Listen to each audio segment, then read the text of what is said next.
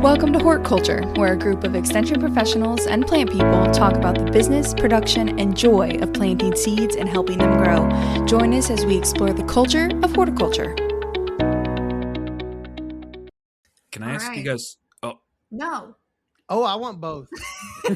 let's do both. Yes, Who the wants to go answer. first? Okay. no, you go first, Alexis. Oh, okay. Well, mine Oh, was so just going to polite. be something thoughtful that went into this episode. Yours is probably going to be something I like totally that. off topic.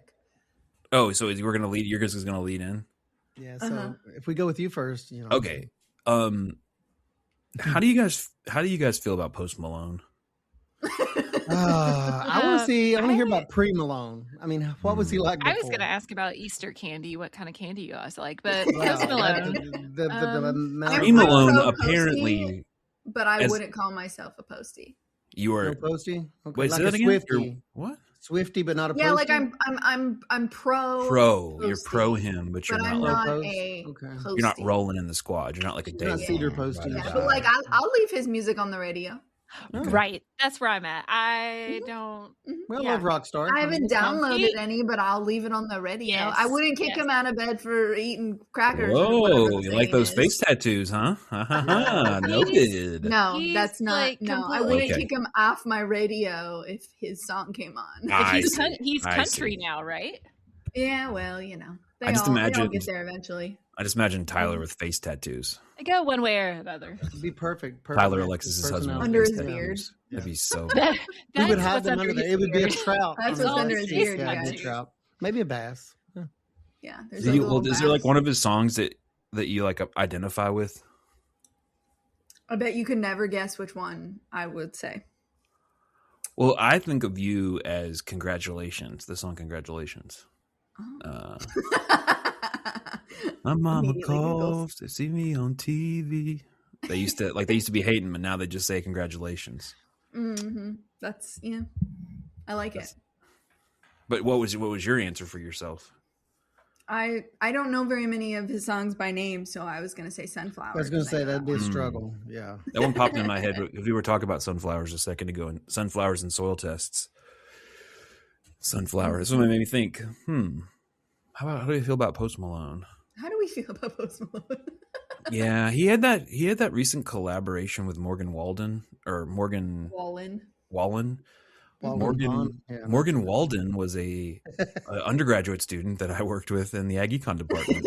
Someone different. Oh, Co-published. Shout out to him. Yeah, no, she was Morgan Waldner.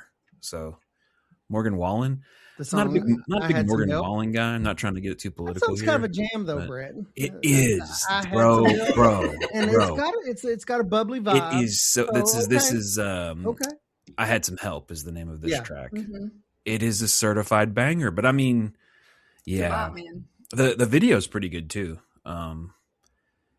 If you haven't seen it, it opens with Posty in a phone booth, like a payphone phone booth, but it's supposed to be modern day. And I'm just like, No, didn't sell it. Maybe So- in the desert somewhere where it's a time dimension thing or something. Maybe Yeah, in that's Appalachia, true. We don't know. it's Yeah, like, somehow, it's like somehow. it's like a tavern of sorts. People are line dancing. It's a fun time. But he had some help. It's not like he could make this kind of mess all by himself.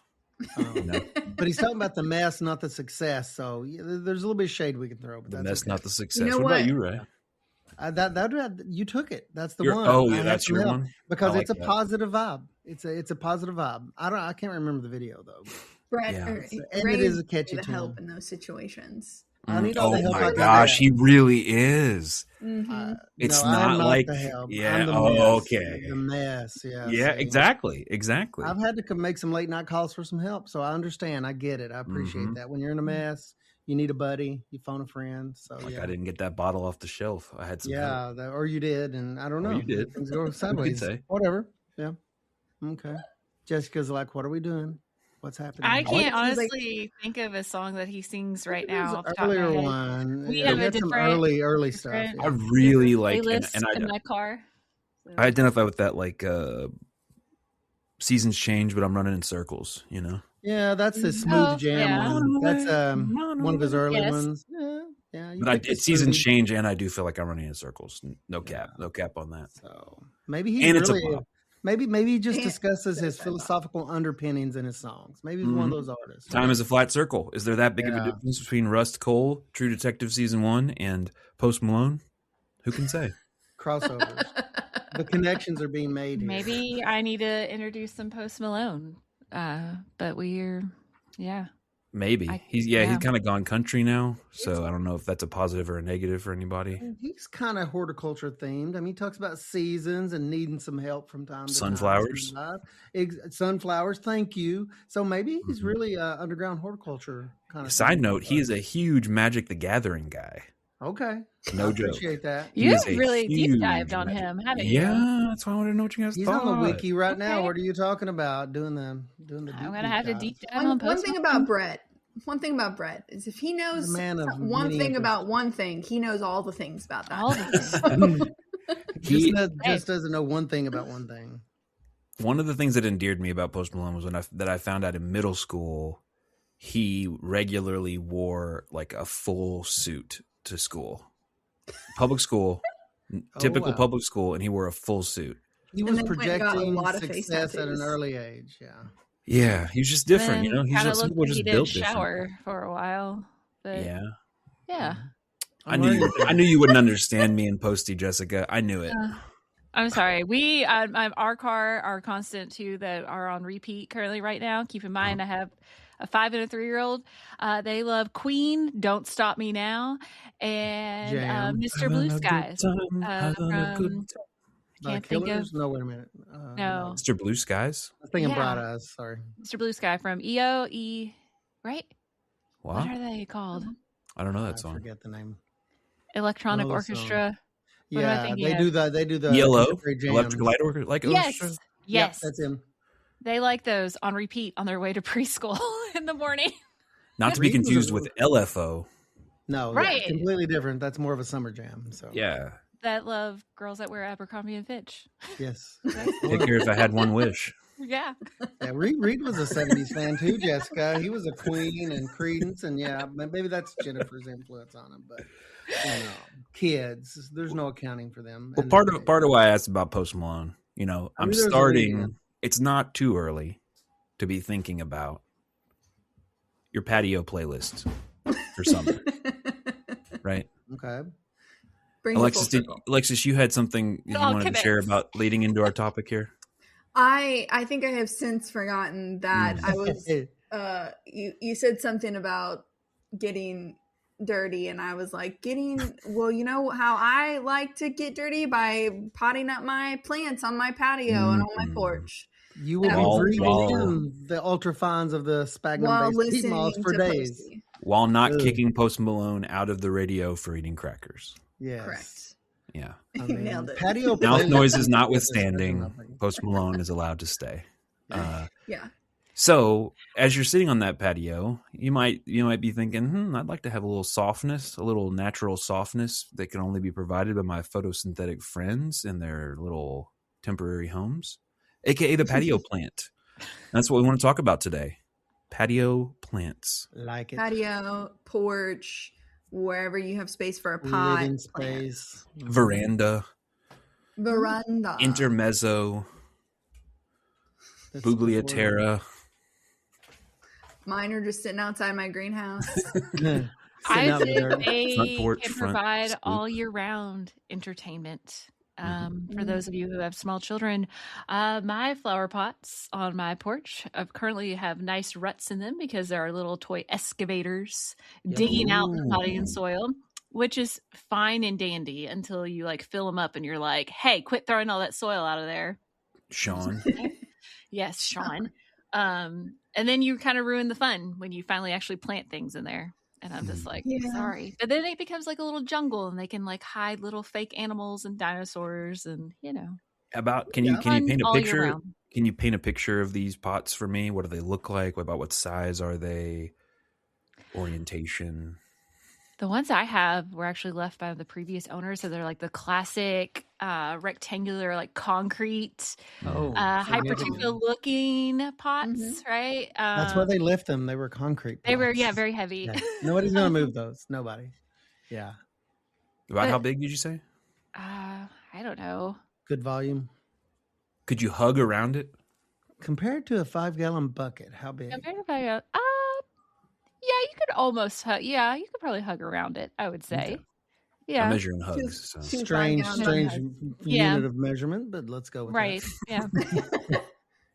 But just simple things to put in it to enjoy through the summer, like wave petunias or something that, that's going to... Hot Wheels, whichever. Or Hot Wheels. You mentioned a summer classic. Wave petunias. I bet you the petunias, them being what they are, I bet you they don't mind the concrete, do they? And kind of thing. They don't. They love it. They just love it. They actually come back year after year if you don't dump the soil out. And then I just transplant them around to other I love pots. it. You just let them get overly mature. You just let them get mature and just stay in place in the winter, and you're going to get those back. And I think I've told you guys this. This one is my Callie started doing that, and they're not supposed to really do that, I don't think, calibrachoas. And so I've had 3 calibrachoas the last 2 years, which is weird. I've grown Callies before and never got them to come back, but they're my favorite free flowers. And now I'm already out there very gently looking around. I let them mature now, and hopefully they'll come back. But now my Callies did, just like your petunias. I just imagine you dressed like Tupac talking about Callies. Yeah, it's California. You know the song? Yeah. California, kind of the Thunderdome thing of the video. Yeah. We are on a music We're so getting horticulture flagged on this episode. fusion kid. Yeah, we are. I don't think that me singing California is going to trigger the algorithms because there's no connection between the tune I'm singing and the actual tune. So no worries. But you do know how to party, much like California. We do. We ride so calibrachoa, petunias. What are some other hot ones before we jump into more logistics? Well, we all know our love for coleus. Yeah, coleus and all the colors and forms that comes in. Goodness, yeah. Have you guys come across coleus haters at all? They do exist. Yeah. Really? Because it's overused, or they think, or yeah, I might be one. I might be one. Oh man, you garden clubs. No. Yeah. It's an overused thing. It's not for me. It's not so much that it's overused. I actually don't mind boxwoods. Let that sink in. But you do mind coleus? It's not that I mind them, or that I'm not truly a hater. But since you all are all lovers, I will let the hate flow through my veins like a young Anakin Skywalker. It's that they look so like they're so like kitschily vibrant sometimes. Like they're like a polka dot shirt, or a leopard print shirt or something. Like they just feel so gauche. So I mean, their brightness, their funness, their everything is like their strength, and it's also to me their weakness. And so sometimes they're too perfect. I also think in some landscapes, in some contexts, it just really, really doesn't work, which is true of any plant. True. And so maybe it's my inability to just let go and have fun and just be a summer girly or something. But they're too joyful for you. Yeah, they're just too happy. It's making me smile. I don't like that. Now. Yeah.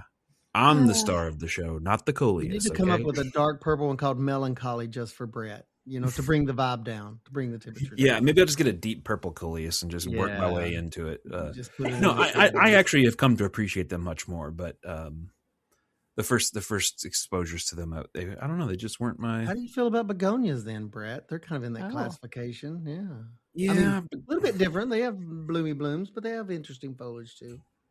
Yeah, I associate begonias with my grandma, which is positive and negative. One, I love my grandma, and I planted those begonias for her. That was pretty cool. Nice. But I also just associate it with like old ladies. Great. I was going to say I love them, so no problem, Brett. You're dead to me. Well, there's so many different begonias, right? You got your angel wings. That's what I was thinking. Great point. Wings, yeah. Save this conversation, Alexa. So so while we're on begonias, what are the ones you just said? The different types or the different kind of big categories? There's, angel and or dragon wing begonias. I think depending on who you ask, they'll call them something different. Depending on where in the Bible Belt you are. Like deviled eggs versus dressed eggs. Yeah. I had to look that up today. Either or.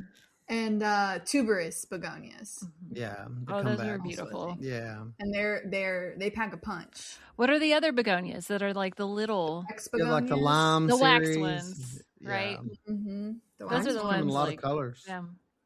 So I think that part of the point here is there's a lot of different, because even within coleus, there's like really different ones with very like different colors, different shapes, different all that kind of stuff. And so like, don't take the bog standard Home Depot container thing that you've seen as the only options. You can really branch out and find some cool things that are different. Even if it's the same plant, just a different variety. So we've hit petunias, begonias, callie, marigolds. So happy, so much happiness. Yeah, that's another fan favorite at our house. Thus, why my husband thinks it's a good idea to buy me like 5 flats of them. We have about like 200 marigolds just plopped around. It's kind of very like Dr. Seuss, depending if you get like the African ones. And so then they're just like marigolds just like plopped around everywhere.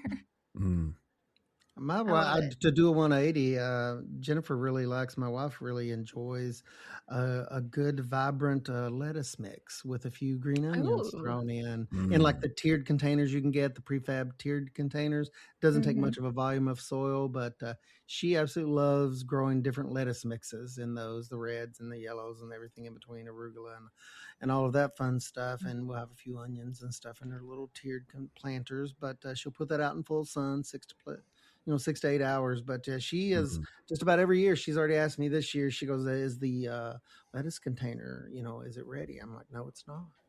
So, No, it's not. Bring me my lettuce container. Bring me my lettuce container, Yuli. But that's sort of on a different avenue. Salad. Yeah, that's always fun. Salad. Doing like we do a cherry tomato in a very large flower pot each year. So productive. So out of control. Yeah. Do you go just like the indeterminate that just keeps going and going? Usually a random cherry tomato plant that I will pick up somewhere in the spring craziness and plant that and just let it do its thing, because it's almost a guarantee, to get something off of it, unless you get a really fat tomato hornworm on there. But that's also a cool life lesson, watching that as well. So that's a learning lesson. You too will one day be consumed.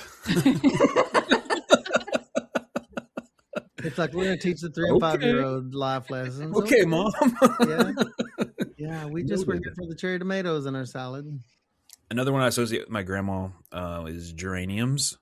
Yes. Yeah. That was I used to plant geraniums for her every year. And we've done some geraniums in pots, or in like hanging baskets and pots and stuff in the back. Y'all ever do any grasses in pots before? I've done like the Egyptian, series of grasses, like a papyrus. You're saying papyrus, yeah. Done some of those, and I see that from time to time. It seems like that was more popular maybe 15, 20 years ago. I have a bog garden. Bog? You do in a container? Yeah. Okay. Yeah. How does that work? What is a bog garden? If you could, it is carnivorous plants that like to be in peat and like consistently wet.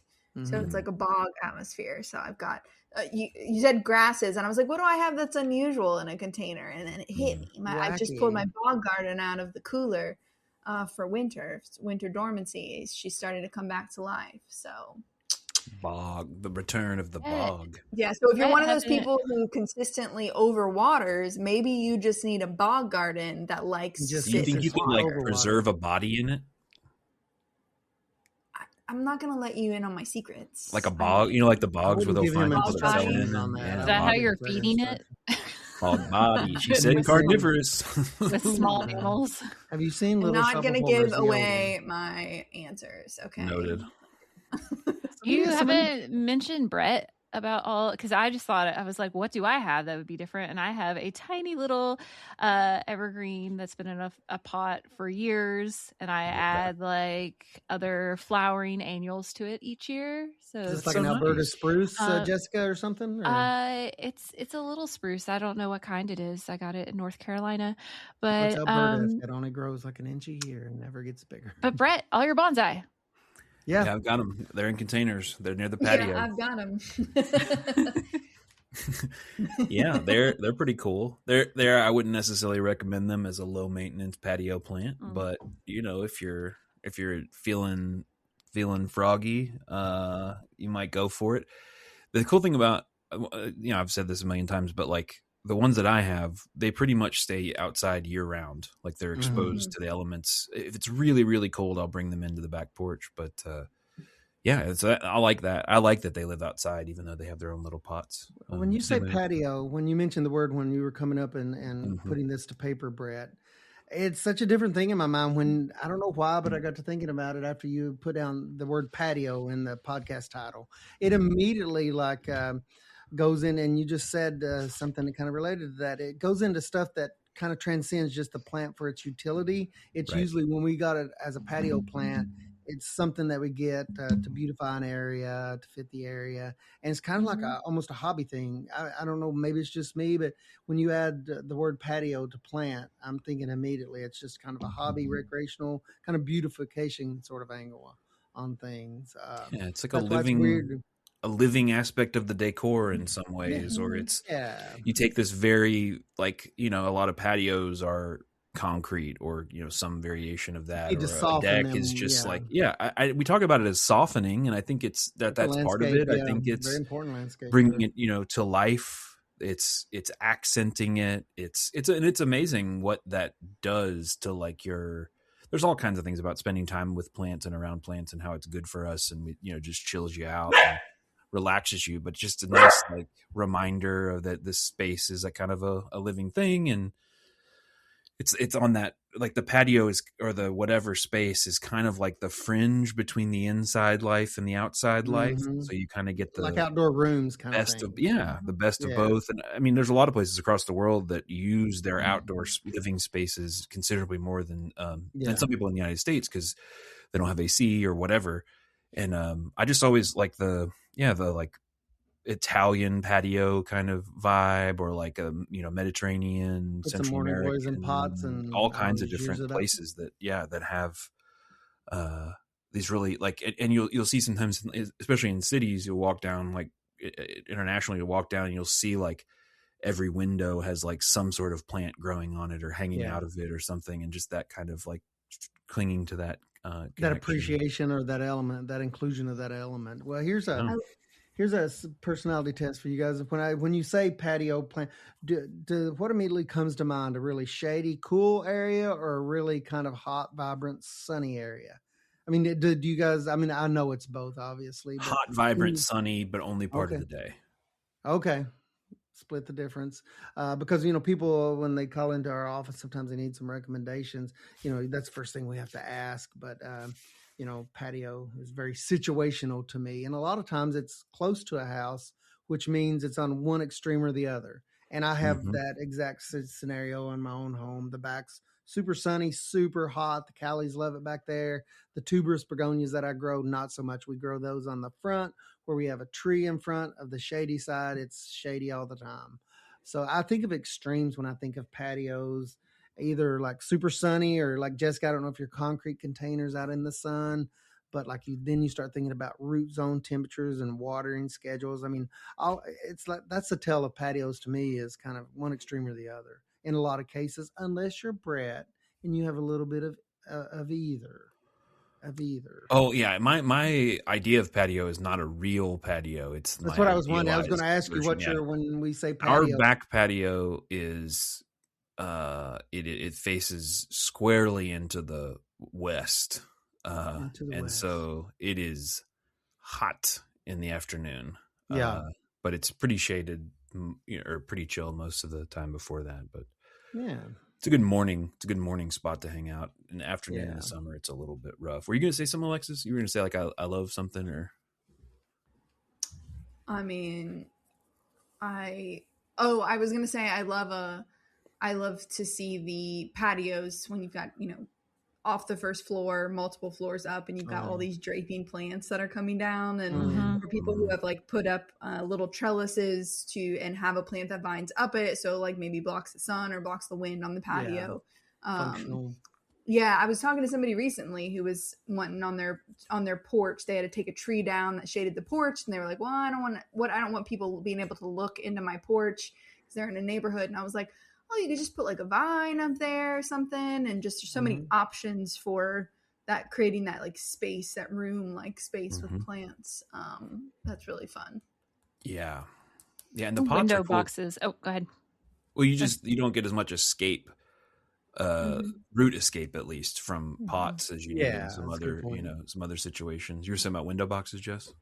Yeah, that's something I always think looks really pretty when they're planted right. Yeah. And there's a house in Lexington I know I pass all the time going to my in-laws in the summer, and they always have really pretty window boxes that they can easily get to, right? Because it's like a one level house. That's key.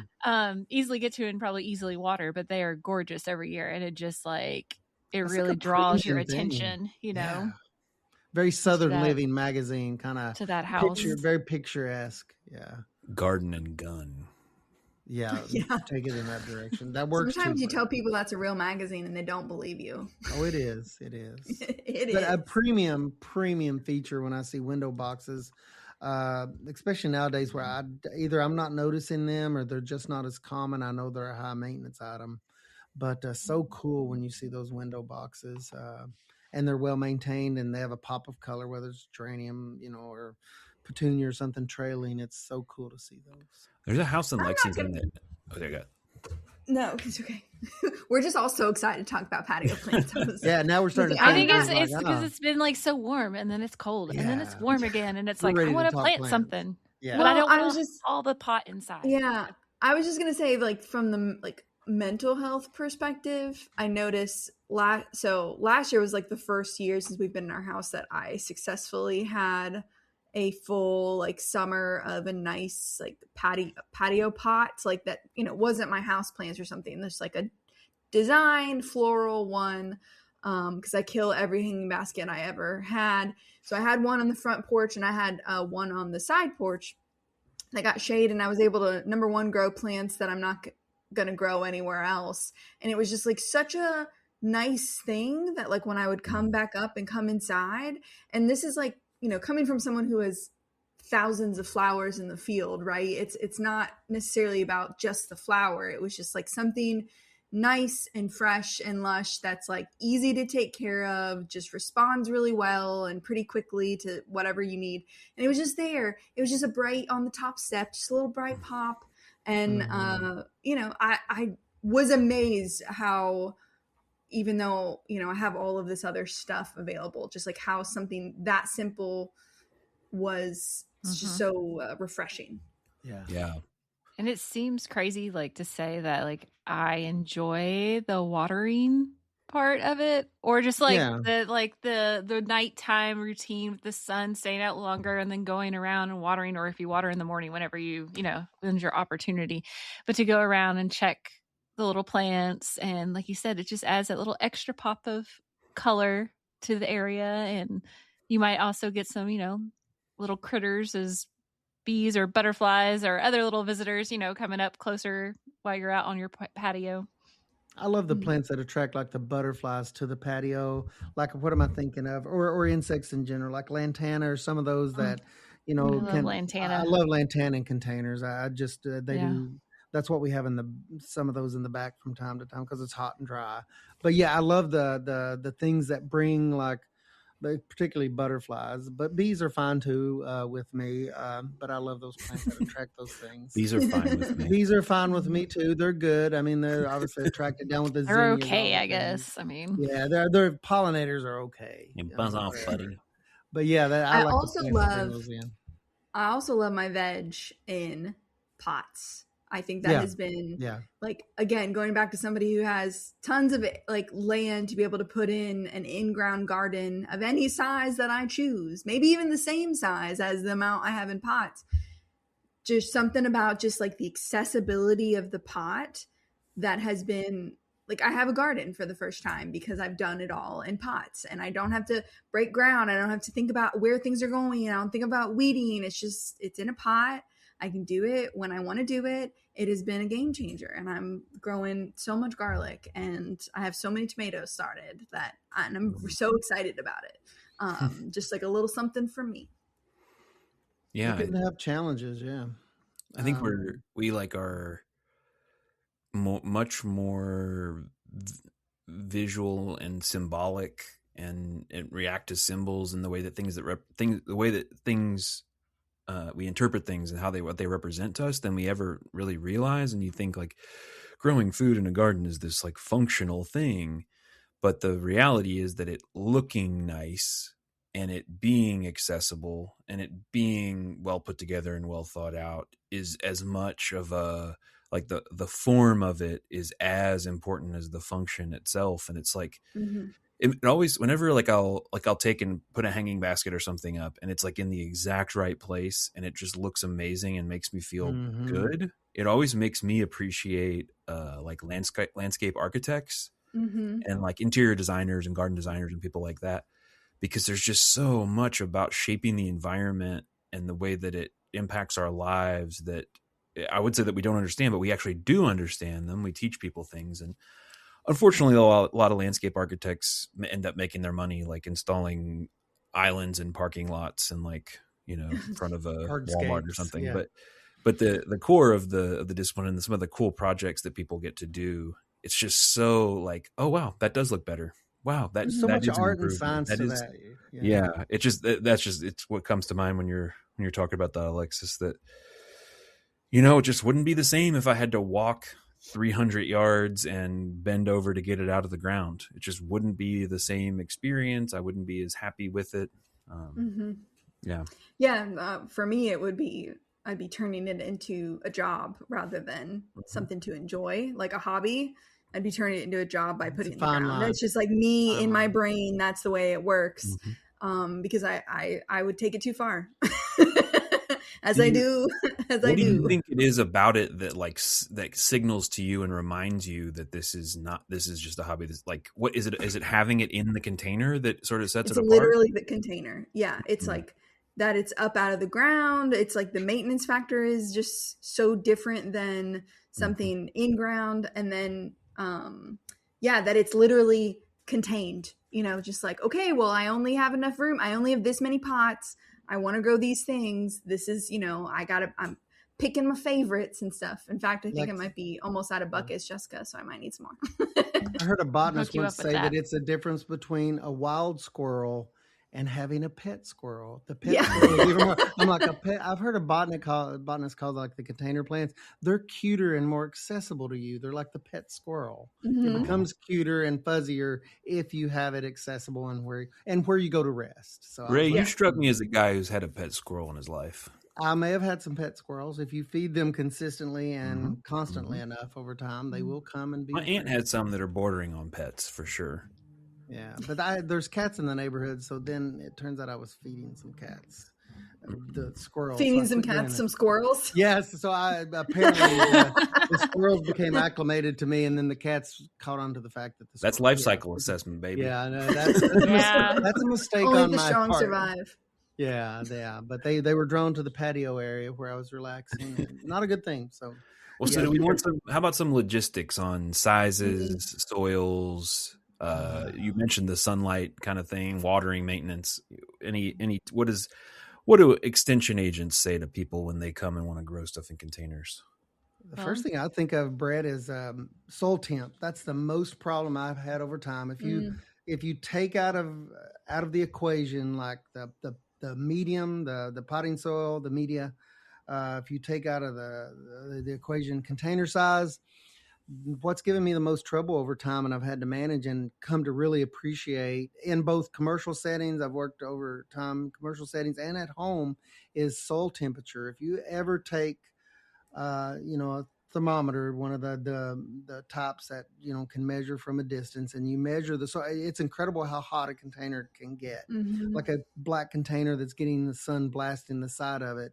And it's also amazing how much better results you get depending on the plant when you either mulch or you water at certain times of the day, pulse water. But managing the temperature in containers, I tell people that all the time, and it applies to certain types of materials more than others. But some containers just get too hot for even plants like strawberries. They just don't do well. But first of all is kind of think about temperature when you're thinking about containers. And that plays into probably, some of the other things, materials and size and so on and so forth. I would tell everybody to make sure whatever container you're using has drainage holes in it. right? Mm-hmm. And depending on the size of the container, you might want to put multiple in there, because we often can love our plants too much and water them too much. And then also, like, if it's, say it's exposed, right? If it's not like under your porch, right? Where it's solely depending on you for water, right? If we do get a heavy rain or something, you definitely want that to be able to drain out. So yeah, I usually talk about size of a container. So I go back to we've had my old coworker Alethea on here before, but she was my FCS agent, and she did a patio garden on her back porch, and she was asking me, what size pots did she need to get, because she wanted to do jalapenos and she wanted to do tomatoes. And I said, you need a 5-gallon bucket, at least the size of a 5-gallon bucket per tomato. And then, it's like half-gallon size for, something like a jalapeno. And somehow she took it in her mind that, like, she could plant all of her plants in, like, all her tomatoes in a 5-gallon bucket and all of her peppers. And she said she had the spiciest jalapeno peppers she's ever had. And I said, yeah, babe, because all of the capsaicin was being just pulled into one tiny little molecule because you couldn't keep up with the watering. And she's like, oh. Because the plants were mad at you because of how thirsty they were. Yeah. I remember. Yeah, I think she told that story on the pod. Go back and listen to that episode with Alethea. That was a good one. Only the strong survive. Yeah. So size matters, and especially with vegetable production, if you're going to do veg in containers. Yeah. So we have a publication. We can put it in the show notes. We call it ID 128, but it's Kentucky Vegetable Gardening booklet, and there is a table in there for container vegetable recommendations. So there's a bunch of different ones. So not only does it tell you that, broccoli, you what size container you need for broccoli, but it also gives you good varieties for containers, which for something like tomatoes is really helpful because a lot of tomatoes tend to get really large, but you can get full, like, slicer style tomatoes, but in a compact plant for a container. So I always like telling people that that's available. Yeah, when you go to the nursery or wherever, the modern plant labels are really great compared to what they used to be. Yeah. And there will be ones that say great for container. And if you don't see that, you can ask the people that work there or look them up online, like what you're look up on an ID 128. But I know last year when I was looking for stuff, I did some container tomatoes last year, and it was just wanting to, because those things like to send roots kind of deep, and so if you don't get one that's more compact, that's going to handle that better, you're going to watch a long leggy plant die a slow, painful death in the side of a bucket, and not get a whole lot of tomatoes. Sounds like a song title. Yeah, long leggy plant. What about media, or as lesser people would call it, soil? Very I just important. Like regular potting media. Yeah, potting. So, like, just any it doesn't have to be complicated, right? No. Yeah. Not actual soil in a bucket, because that'll make it. We've definitely said it not. a million times. Yeah, so don't dig it out of your garden. Heat-based media that would be labeled potting soil, probably. Potting soil, yeah. And a lot of people like the potting soils that have, like, extra stuff in it that holds the water a little bit longer. Modifiers. Yeah, I would say, like, you don't have to spend money on that. If you really suck at remembering to water something, then that might be good. But what we usually see is that people tend to overwater. Yeah. And I would definitely not want something that has, like, extra water holding capacity that's out in the open, because you're not going to be able to control the rain, and you're going to have some problems that way. So I tend to just prefer, I know exactly what I'm getting with the regular potting soil. That's kind of plays into that too is also fertilizing, right? Because you are controlling that nutrients going to that plant. And you'll see it really quickly, depending on how often you're watering or how much rain we have, especially with your vegetables, that yellowing starting to occur. for your indicator that you might need to give it a little bit of liquid fertilizer in with your regular watering. And I don't know if that has that in that chart or not of like when fertilizing containers in that ID 128. Not or I could be making that up in my mind. But that's something to also consider is fertilizing throughout the season your containers, because different plants will deplete what nutrients may be available in that commercial potting mix faster than others will. Potting mix just doesn't hold any nutrients. I mean, if you look at potting mix under a microscope, it's literally little pieces of moss. That's what it is for the, peat based, if it's sphagnum peat based. But no, then that's the hardest thing for me besides temperature is the fact, just that fact, Jessica. And it depends on the plant you're growing. A tomato's a lot different than a coleus, and how much water it takes up. And the more you have to water that, you have no nutrients left after just a few days. So it's almost like, and I've never gotten this just right, but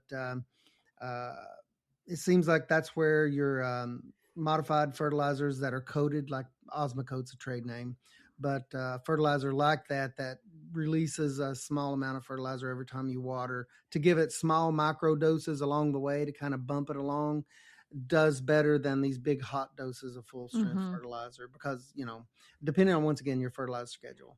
You're trying to be a patio plant grower, not a chemist. a lot of the like hydroponic and other things like that, it's chemistry. Like you're it is exactly what I agree with what you're saying. Parts per million. Yeah. The delayed release thing that you're talking about, Ray, I think is, but that's tough. Right on. That's tough. Yeah. So keep in mind, you're talking to a bonsai guy here. So how to water is like a existential philosophical question, but about how often are you watering like a container plant? Let's just assume it's not raining, and let's just assume spring, peak summer, and fall. Like, about how often are you typically watering other than when it needs it? I mean, and maybe even how do you know when it needs it? 5-gallon tomato during peak season is once in the morning, once in the evening. I was gonna say every day. Every single day for something that's, producing like fruit. If you think of the fruit load on your patio tomato, you mentioned, Brett, and the needs are huge. Even in 5, 8, 9 gallons of soil, the needs are huge. So you're just going to struggle to keep up with that. Like Jessica said, every day, but everything else varies just a huge amount. And it depends on if it's in a sunny location versus a shady patio. That has a huge impact.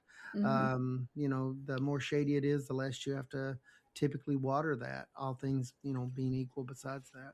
I do think people tend to water too much when the plant is young and not enough when it's old. Maybe it's because you're excited and you just planted it and you're whatever, but like, that all of those leaves think of them as these things that are sucking moisture out and letting it go out into the air.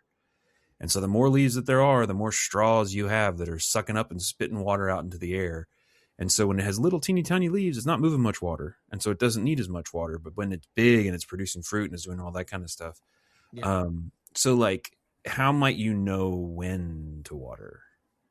Well, with like hanging baskets, thinking about that, or just the pots, I just go and like lift them, right? And if they feel light, then I water. Same thing. Oh my gosh. Kind of like when we talked about our house plants, like when to water. Same principle. I lift the pots, or I put my hands, like actually touch the soil. And then also just paying attention to the forecast. Like if it is going to be crazy hot, like I know they're going to need more water that day. But it's a lot of just like with our house plants, if you can, like I'm not lifting those concrete pots, right? So I'm going around and I'm just like filling, like if they need some water or not with those. Yeah, I think the lifting thing, if you water the plant really, really well and then feel what it feels like when it's heavy. And you have to do that a bunch of times. Like, people are like, I don't know. I mean, you guys know because you know how to lift it or whatever, but you just have to kind of calibrate your, like, is this hard for me to lift? A little hard for me to lift? Okay, that's about where it needs. Okay, this is really easy. That means it's light and it needs water. It's just developing that sensitivity across time is something you need to. You just have to do. Calibrate your feelings. Not letting your soil go hydrophobic on you because you went away for the weekend and maybe the plant's not looking too bad, but it's definitely time to water. and the water just runs down the side of the pot, between the soil and the pot. The soil doesn't ever take it up. That can also be a bear when you're dealing with some bigger containers. The similarity that people talk about is like a sponge. When a sponge is wet, it can take more water, but if you let a sponge really, really dry out and then run it underwater, the water just goes right off the edge and just beads up and rolls off. And so you have to take some time to really get it re-soaked, and it can be hard to do. That's that dreaded hydrophobia that Alexis is talking about. Okay, so I have one more and perhaps most important question. Do we have any tips for places to get cute pots? Or a fun alternative? It depends on how creative you are, Brett. My wife goes to a thrift store and everything's a container to her. Everything. Yeah, I mean, it may be a vase to some people, but it's a container. She's like, can you drill a hole in that? I'm like, I don't know. I say that in my classes a lot of times, that like almost anything that can hold soil and drains can have the potential to be a container. So you can use your imagination. It could be a boot. We don't know. Yeah. They do also, they make ceramic drill bits, just FYI. I've got one. You can punch holes in the base of will not break the ceramic if you follow the instructions very carefully. Right. I've had to figure that out, Brett. Little diamond coated burr things that anyway. But anybody else? I use Jessica's old livestock mineral buckets. Yeah. They do work great for growing veggies. Or someone who has cows, ask them if they use minerals. They're a good volume of soil. Yeah, good volume. Awesome. Yeah, they're really great for a lot of stuff. I've grown potatoes in them. The potatoes were kind of small, but I've grown potatoes in them. Same. We attempted onions until my 3-year-old went out and he went out, pop, pop, pop, made that sounds, and he popped all the onions out as they were growing. And but yeah, those are good size. So you can like repurpose a lot of things, right? Yeah. Or this is getting more into like almost raised beds kind of territory, but like water troughs or like other things like that in that realm that may like leak now. You can't use them for their, initial, what they were originally purchased for. It can hold the soil and it's already leaking, right? So there's your drainage. And, use those as planters. I think go ahead, Brad. Sorry. I think you all might just be so cute that this is what you think like cute. He's cute. I have to make up, I have to go extra cute in order to make up for this. And so fuzzy. This is like, I don't know, mineral tub. You don't want a mineral tub with the label with the nutritional needs still on the side. You can always paint it, right? Like hot spray paint that baby pink. Who cares? Bourbon barrels, right? That's still a thing, right? People want to decorate the bourbon barrel. For those who may be looking, I was a little frustrated when I first went and looked for some at like the major home centers, the orange ones and the blue ones. They are so expensive. They're expensive, but they're also there's not that much variety. And I went to a store called At Home, which is it kind of reminds me of what was Garden Ridge when I was a kid. It's like a large kind of semi-warehouse type store. The pots can still be expensive, but there's usually some sort of an online coupon. They have a shocking number of different pot styles: plastic, ceramic, concrete. I mean, overwhelming a number of options. They have the big ones that look like terracotta, don't they, Brett? They have giant ones. They have small ones. Awesome, love them. Yeah, and I got ones at Ollie's. Same. Oh yeah. Kind of a discount sort of chain. Home. Yeah. You snagged some at Martin's Supply too. So produce supply places that you can go get 6-packs or drip irrigation or whatever. They've carried more and more every year. They carry more styles, but I got some. They're plastic, but they're urns and they look more like a metal. The one I've had on my porch is white. That looks kind of like a white concrete. It's a stone, whatever. I've had that thing on my porch for 5 years, and I'm still going to use it. So And theirs are really inexpensive, like kind of mind boggling. So if you've got a produce supply place, you can go even if you don't, have a farm or something, and you'll just pay tax, which is what you would pay anywhere. But you can get some really good stuff for cheap. I do that at Landscape and Nursery. We have a landscape and nursery place that sells a lot of stock, and they install stuff. So they've got what I call a pile of pots, and that's what they call it. It's about 3 stories high in the back. And I go and get, because I love big volume pots. But they're not pretty, and Jennifer will not allow me to use it on her pretty patio area because she says it's not her vibe, whatever. But I love those big nursery containers. The big black. Yeah, they're like and they're different series. I forget the numbered series, but they're about 7 to 8 gallons. And then there's squat pots that are also very good. But any which way, I go and raid their pile of pots all the time for very, very, very cheap. Pennies on the dollar. They're just looking to get rid of those. And I am just like a squirrel in there digging through walnuts. I'm just all the containers. I love them. Yeah. So check out. If you're really crafty, I've seen people do take some grout or cement, and they'll on a plastic pot, and so they'll go around the outside of it, and so then it'll look like it's rock or something like that. Yeah, concrete, and or they'll put stones on it, or whatever, like just to boost the vibe. You make your hyper tufo ones.